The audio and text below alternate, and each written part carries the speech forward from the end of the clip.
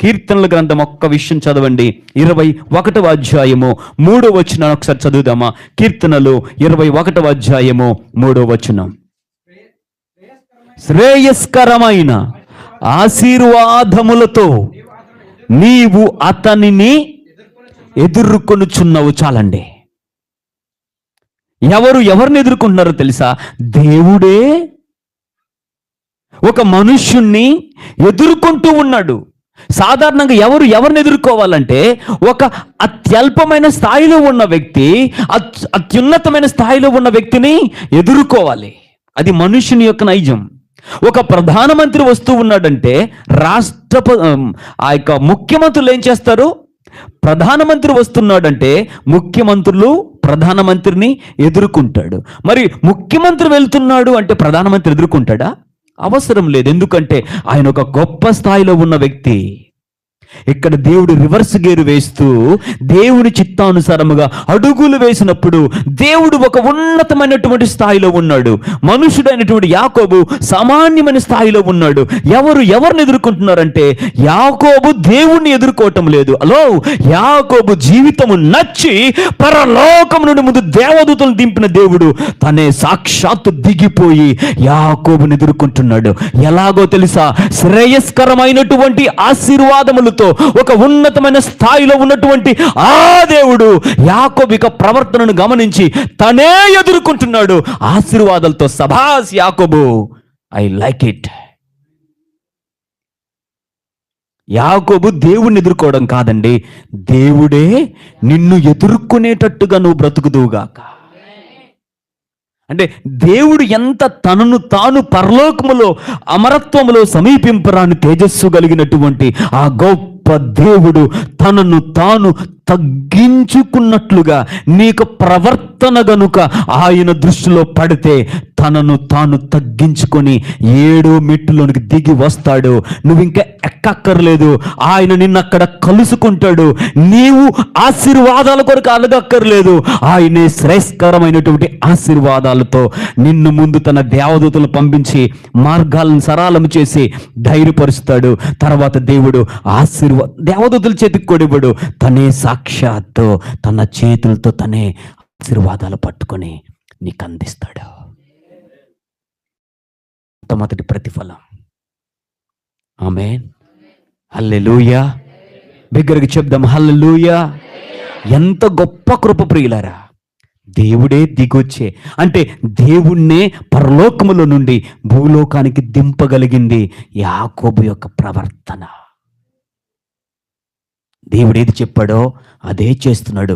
నువ్వు నీ తండ్రింటికి వెళ్ళిపోవయ్యా అంటే, ప్రభువా నేను వెళ్ళనయ్యా, ఇక్కడే బాగుంది, ఒక 2 ఏసీలు కొనుక్కున్నాను, చక్కగా చెట్లయిపోయాను, చాలు ప్రభువా, ఇంకా అక్కడికి వెళ్తే ఏమీ లేదు ప్రభువా. ఎవరు నిజమైన క్రైస్తవుడు అంటే దేవుణ్ణి ప్రశ్నించిన వాడే నిజమైన క్రైస్తవుడు. దేవుడు వెళ్ళమంటే ఏసీ కాదు, ఏదైనా వదిలిపెట్టి వెళ్ళిపోవలసిందే. అలాగని దేవుడు నిన్ను అన్యాయం చేస్తాడా? చేయడు. ఎందుకు దేవుడు దీవించాడో తెలుసా? శ్రేయస్కరమైన ఆశీర్వాదములతో. ఎందుకు దేవుడు రావాల్సి వచ్చిందంటే దేవుని మాటను యాకోబు విన్నాడు. ఇదంతా వదిలిపెట్టి, మామ ఇంటిని వదిలిపెట్టి నా వాగ్దాన భూమిలోకి వెళ్తావు. అక్కడేముంది ప్రభువా? I'm well settled, you know. ప్రశ్నలొద్దు, నాటకాలతో దేవునితో ఆటలాడుకోవద్దు. మర్యాదగా ఒక నిజమైన విశ్వాసమైతే దేవుడు చెప్పింది చేయడమే నీ పని. దేవుణ్ణి ప్రశ్నించొద్దు. అక్కడ పడ్డాడు దేవుడు యాకోబుతో ప్రేమలో. వావ్! అన్నీ వదిలిపెట్టి నా కొరకు అడుగులు ముందుకు వేయటానికి ఇష్టపడుతున్న యాకోబు, కమౌట్. 6 మెట్లు ఎక్కేవు కదా, 7 మెట్లో నీ ఆశీర్వాదాలు ఎలా నేను ఎక్కిస్తానో చూడని అలా 7 మెట్లో ఎక్కుతూ ఉన్నాడో లేదో దేవుడు దిగాడు. యాకోబుని కలుసుకున్నాడు. ముందు తన దేవదూతలను దింపాడు. తర్వాత శ్రేయస్కరమైన ఆశీర్వాదాలతో దేవుడు యాకోబును ఎదుర్కొన్నాడు. దేవుడు ఎదుర్కొన్నాడు. దీవించు ప్రభువా అని 4 పాయింట్ అద్భుతంగా ఉంటుంది. దీవించు ప్రభువా అనలా, దేవుడే దిగి వచ్చి యాకోబును దీవించాడు. అది మొదటి ప్రత్యక్షత. ఎంత గొప్ప కృప! మనం ఎప్పుడు దేవా దీవించు నాయనా, దీవించు ప్రభువా అని ఏడుస్తూ ఉంటావు. నీ క్యారెక్టర్ బాగుంటే, నీ ఆలోచనలు బాగుంటే, దేవుని చిత్తానుసారముగా నీవు అడుగులు వేస్తే వాక్యమును ఉన్నది ఉన్నట్టుగా కాదు, పాటించినట్లయితే నీ గుణం దేవుణ్ణి ఆకర్షిస్తుంది, దేవుణ్ణి దింపుతుంది, నీ దగ్గర ప్రత్యక్షమయ్యేటట్టుగా. దేవుడు కావాలని నీ గుణమునకు ఆకర్షితుడైతే ఆయన దిగి వస్తాడు. శ్రేయస్కరమైన ఆశీర్వాదములతో నిన్ను, నీ కుటుంబాన్ని, నీ బిడ్డలను నా యేసు నాథుడు దీవిస్తాడు. నమ్మినలామని చెప్తారా? చూడండి, మత్తయి సువార్త 28వ అధ్యాయము 9వ వచనంలో కూడా ఒక చక్కనైనటువంటి మాట ఉంటుంది. నేను ముగిస్తున్నాను. మత్తయి సువార్త 28వ అధ్యాయము 9వ వచనం ఉందా మీ బైబిల్లో? మత్తయి సువార్త. యేసు వారిని ఎదుర్కొని మీకు శుభమని చెప్పెను. చాలండి. ఎమ్మాయి అనే గ్రామములు వెళ్తున్న ఇద్దరు సామాన్యులు. ఈ సామాన్యులు గొప్పలా, యేసుక్రీస్తు గొప్పోడా? యేసుక్రీస్తే గొప్పోడైనా వారు యేసును గురించి మాట్లాడుకొనిచున్నారు గనుక అది దేవునికి నచ్చి వారిని ఎదుర్కొన్నాడు. ఈరోజు కోరి నువ్వు దేవుని దగ్గర అడుక్కోవడం కాదు, దేవుడు మెచ్చి నీ దగ్గరికి రావాలి.